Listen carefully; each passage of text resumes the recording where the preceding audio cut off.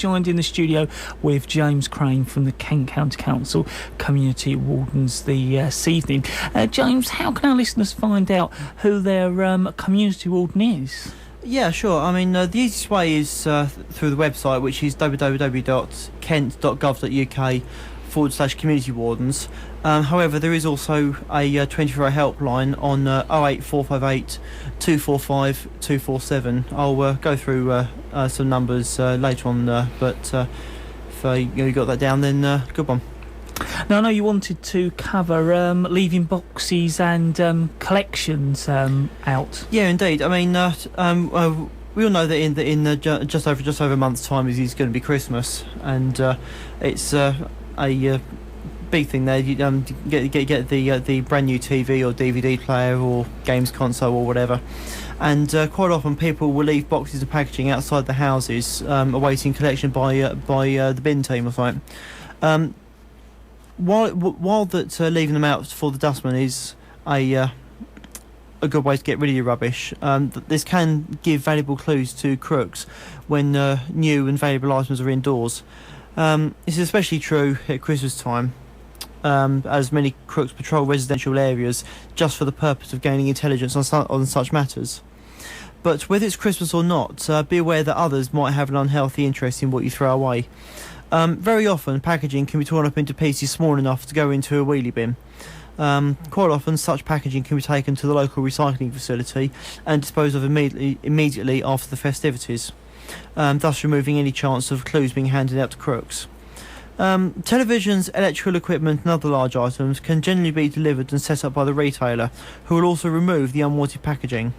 Take advantage of this, and when you can thus remove all evidence of new goods the moment they are in place. Neither should you leave the old television or DVD player, etc. on show awaiting collection by the bin team, as this too implies that a new piece of equipment has been or will soon be bought. By giving some thought to the matter, you'll soon see how obvious it becomes to outsiders that you've just purchased some new equipment that would provide a thief with something to sell to fund their lifestyles. Deny them the opportunity of stealing your goods by not letting them know about them in the first place. Shred bank details and then mix them up as much as possible, as some rubbish collections have clear bags. And please take trouble to remove clues of this type. James, what advice do you have for our listeners going on holiday? Yeah, excuse me. I mean, during the time in the approach to winter, some people actually choose to go away for a period of time, to spend time with their families, go on holidays, or they just wish to spend some time in a warmer climate. But burglars and other crooks take special notice of houses that appear to be empty. So effort should therefore be spent in making a house appear empty. Sorry, that's goes against what I'm saying. Effort should be spent making a house appear to be occupied, if in an attempt to deter burglars while you're away from home. Obvious security measures, regardless of the length of time you're away from home. You've got things like all doors should have a 5-lever mortise lock fitted, in addition to night latches such as the owl lock. Windows too should be closed and locked, and devices to lock windows shut can be bought quite inexpensively, and are often sufficient to deter a would-be burglar. Double glazed windows are usually manufactured with locking devices fitted, and please use these devices and keep the keys etc. handy, but out of sight from the window. An obvious precaution is to ensure that milk and paper orders are cancelled during your holiday, as accumulations of uncollected papers and milk are a sure sign of inactivity. Also, mail or parcels might sometimes be left on show in porches or by doors, and this can give burglars further clues. Insist that the postperson always pushes mail right through your letterbox, and use the services of your guardian neighbour to remove any parcels left in porches etc. until you return home and collect them. This also applies to the delivery of free newspapers, where all too often they're undelivered, unsolicited, and left on show in porches or hanging out of letterboxes. Such sloppy work by delivery people should not happen, in my opinion. Delivery agents should be trained to push every item right through letterboxes without fail, but all too often this is not done, and the risk of burglary increases as a result. Very often, a neighbour or nearby friend would agree to visit your house on a daily basis during your absence, so that they can draw the curtains across the windows at night and open them again in the morning. Another tactic might be to allow your neighbour to park a car in your driveway overnight during your absence. Many people have more than one car nowadays, and this can therefore be considered. Lights, especially standard lamps and table lights, can easily be operated in your absence by time switches, thus making it appear that someone is at home when in fact you're not. The same device can be used to switch radios on and off, as this will also give the impression that someone is at home. For residents over the age of 60, your community warden will be able to do a referral, what's known as a handy van, where persons over the age of 60 living in Kent can apply to have free items fitted to their house to extra door locks, window locks, door chains, spy holes, and even in some cases they'll fit things like smoke alarms and even community links. So obviously if you persons over the age of 60, it's a great thing for them to have. We are talking to James Crane this evening here at BRFM. He's our regular visitor from the Kent County Council Community Wardens here at BRFM this evening. At the moment we're joined with James Crane from the Kent County Council Community Wardens this evening. James, I know another area you wanted to cover was cycle safety this evening. Yeah, indeed. I mean, again, coming up to the darker nights. I mean, if you look outside now, it's pitch black. I mean, I looked outside the window at the office about 4:30, and it was already getting dark. Noticed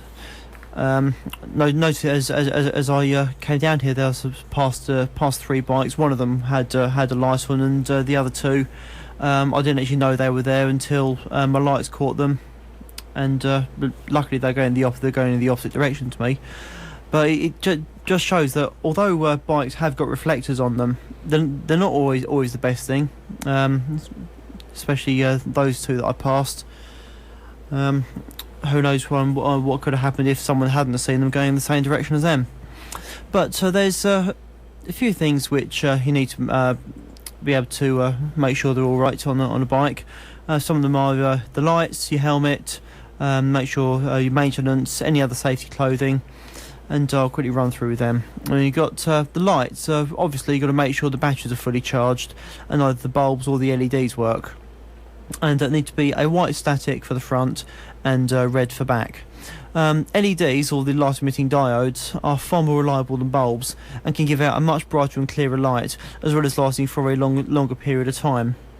Your helmet. Wearing a helmet might not be cool for the kids, but these helmets save lives.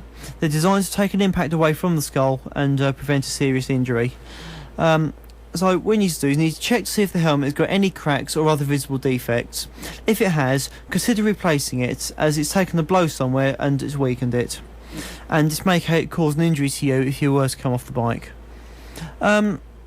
I've got some other safety clothing. I mean, you've got a high-vis jacket or a sash. These make you a lot more visible, especially at night. And these can be picked up relatively inexpensively from a cycle shop or any motoring retailer who sells breakdown kits for cars. And finally, we've got maintenance. Obviously, you're going to need to look at your brakes, your tyres and your gears. If the bike tyre does look a bit bald and the tread is barely visible, it's got to have the same effect as a car tyre, which is in the same state, and your slowing distance may be affected. Again, consider getting it replaced. I know on cars the legal limit is 1.5 mil. There is no legal limit for a push bike, but treat it as if it was a car tyre, and consider getting them replaced if the limit does get too low. James, before you go, what useful contact details have you got for our listeners? Yeah, indeed. I mean, I've got the usual contacts I give out most times. I've got ones for Kent Police, Kent County Council, including highways, Strawberry Council, including the community safety units, the out-of-hours dogs number, and if you've got a noise nuisance. So I'll start off with Kent Police. Obviously got the emergency number for them, which is 999. I've got a non-emergency number. There's 2 numbers because it's due to change later on this month. First one is 01622 690 690, and as I said, that's going to be changing in probably about a couple of weeks' time to the number 101. So and that will then be available countrywide for all police non-emergency inquiries. That's 101. We've got the Island Neighbourhood Team based at Sheerness Police Station. That's obviously local 01795 584 165. County Council have got their 24-hour helpline on 08458 245 247. We've got Kent Highways, 08458 247 800. And we come on to Swale Borough Council. We've got their call centre number. Once again, it's a local 01795. That's 417 850. The Community Safety Unit at Swale Borough Council is 01795 417 193. And we now come to their two of their out-of-hours numbers, which is for stray dogs. If anyone's found a stray dog wandering the street, that's 07795 237 479. And finally, we've got the noise nuisance. So obviously, so if someone's having a loud party in the house next door to you after you've gone to bed late at night, give these guys a ring on 07881 817 601. James, as always, thank you very much for coming along this evening. That's right, Daniel, and thanks for inviting us back. I think this is my 18th interview with you, and no doubt to make that up to, was it 230 to make it up to, was it now? And James, I look forward to seeing you. Actually, it'll probably be in the new year next, won't it? Yeah, quite possibly. I mean, if we're going every couple of months, probably be mid-January, probably early February time. We'll see you then, James. Indeed. Have a good Christmas to everyone.